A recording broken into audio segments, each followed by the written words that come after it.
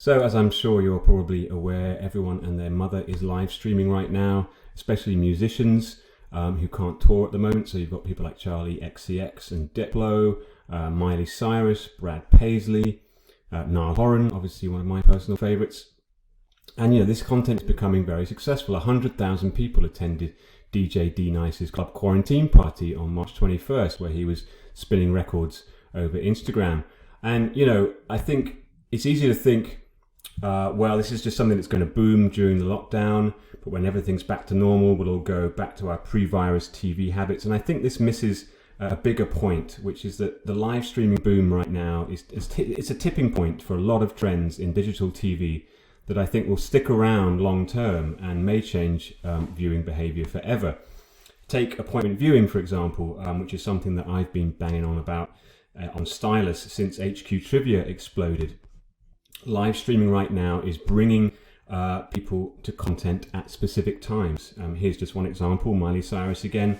She's streaming at 2:30 p.m. every day at the moment, and bringing people together on interactive platforms at scheduled times drives really powerful engagement. Now, this is something that retail brands have been really good at over the past couple of years, and obviously they've integrated e-commerce into their ecosystem.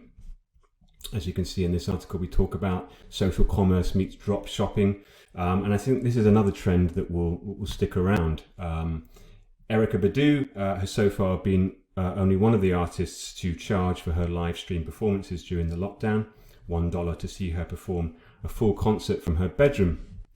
Now, there's no official number on how much she made from this, but the strategy was to drive viewers to her online store.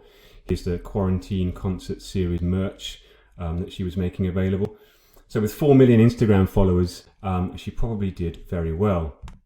Now we can get a sense of the ROI from Maestro, which was the white label live streaming platform she used. And they say in-stream interactivity drives an average of 175% increase in watch time, 45% increase in retention, and 210% increase in revenue.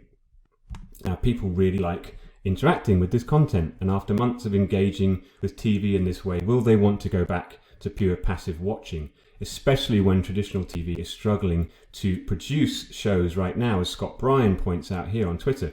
No Glastonbury, no Eurovision, no Wimbledon, etc., etc. A real challenge for broadcasters with hundreds of hours of television and radio to now fill. But I think, as I point out here on Twitter, this feels like a real opportunity for someone like the BBC. Can they partner with a live streaming platform and produce a bedroom Glastonbury or a bedroom Edinburgh Fringe?